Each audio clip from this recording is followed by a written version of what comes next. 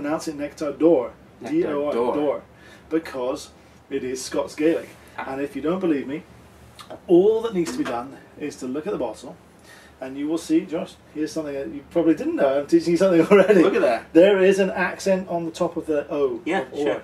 That is not French. That is Gaelic. With an accent on the O there. Yeah, the that is little dot Gaelic. there, okay. Now, Scots and Irish Gaelic language shares a lot in common with French, because the Gaels were tribes that came from the north of France and north of Spain up through Ireland and eventually crossed to Scotland, to the west coast of Scotland, probably actually bouncing over the island of Islay and bringing distillation to Islay first, and then up through the west coast and through to the northeast coast where Glenmorangie is. So this is Scots Gaelic again. It means the same thing as the French, golden nectar, golden nectar of the gods. You know? Yeah. And it's a good name to describe the flavour profile of this whiskey again. It's a very golden, rich. I hate to use the word syrupy. I don't mean syrupy in a bad way. It's almost a bit like good syrup on top of pancakes. Is how I describe this whiskey, I think. So let's get in and taste, and I will shut up for a second. So it's difficult to make me. Let's nose it first of all. 10 years in American white oak, and this time there's 2 additional years of extra maturation to give those extra dimension of flavour and aroma. That has been in top quality Sauterne white wine barriques from France. And Sauterne is a style of white dessert wine from France where the grapes are allowed to actually stay on the vine until they wither and almost shrivel to become like raisins. And at that point they're infected by a mold, botrytis mold, that sucks out even more moisture out of those individual grapes. And then day after day during harvest, human beings, not machinery, will walk down the vines and pick off just those shriveled grapes that are just ready to be taken off. Okay. Take them off too soon, you don't get a good wine. Wait too long, they fall on the ground and rot. You've got to get them day after day. When you get those grapes and you crush them to make wine, there's hardly any moisture, so you get hardly any wine per vineyard, per acre of vineyard. To give you an idea, if you were in Napa, you'd probably get per plant, per vine, per wine plant, 2, 3, 4 bottles of wine. If you were in Champagne in France, you would probably get no more than a bottle of champagne per vine. Okay. If you go to a Sauterne vineyard, every single vine, every single plant, you get a glass of Sauterne out of. Imagine a hillside of vineyards and just replacing each big vine plant with one glass. Wow. That is why Sauterne is so labour intensive and therefore very expensive, but very sought after. And fine Sauterne is a wonderful thing. You know, it's not just your average ice wine. It has the dessert wine characteristics, but it has a complexity that is just unbelievable until you try it. We're using casks that previously contained some of this very valuable, fabulous dessert wine to extra mature Glenmorangie original in for 2 years. And that's where you're picking up some of these lovely syrupy sweet notes, but also the other side of a good Sauterne, you're getting those earthy, raisiny notes as well.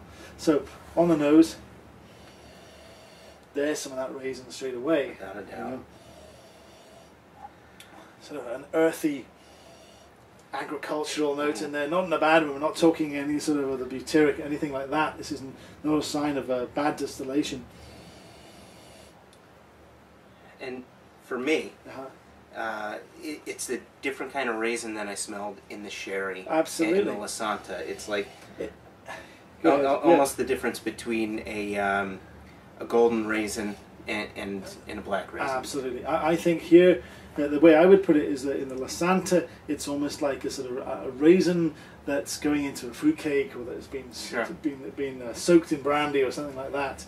Here, I think it's almost like a fresh raisin. It's almost like it's halfway still a grape. It's almost like the smell of a vineyard going on. There's a mustiness of the grape skin kind of going on in there. So, taste-wise, let's have a little taste.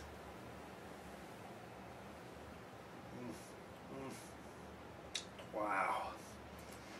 God, I love this one. I really love this stuff. Now, you know, I can just tell you what our master distiller, Dr. Bill Lumsden, says about this. And he says the whole experience of tasting the Nectar d'Or reminds him of being on vacation, where actually he is right now in France, and getting up early one morning a few years ago and walking down to the local patisserie early in the morning, opening the door, going in to get breakfast pastries for his family, and that waft, that smell of freshly baked croissants, brioche, tarte au citron, all these lovely buttery, pastry, lemony, earthy, raisiny notes, freshly baked, coming at you. And I can certainly see that. I hope Dr. Bill's actually doing that right now on his well-earned vacation in France summer. Yeah. Yes, and I think that's all there. It's amazing. And on top of that, for me, sitting on top of that is this lovely apricot jam, slightly nutty. Talking Danish pastries now. Yeah, yeah, exactly.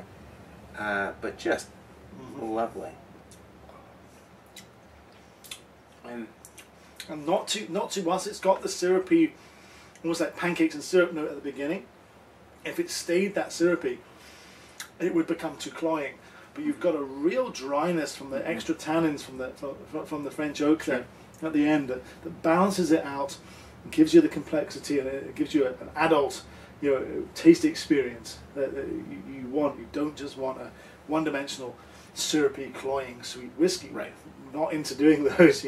Leave those to other people. No, it definitely it all balances out in the end really nicely. Shall we add some water? Let's do it. Okay. That's for me. Cheers. Don't mind if I do.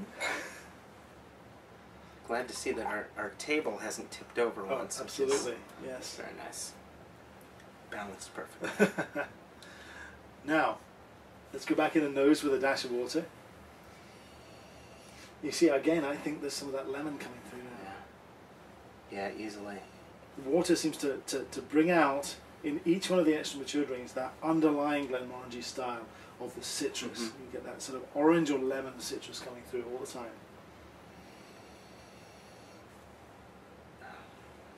Yeah, some of the honey, but not as heavy on the honey, more citrusy. Yep.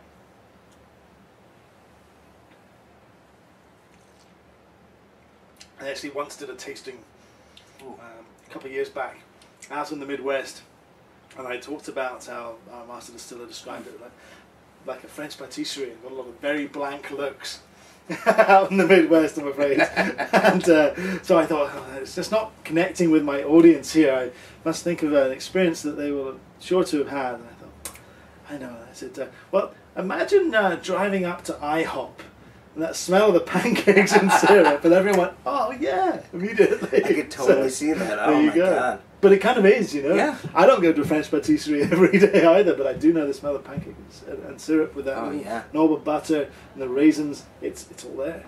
I love IHOP.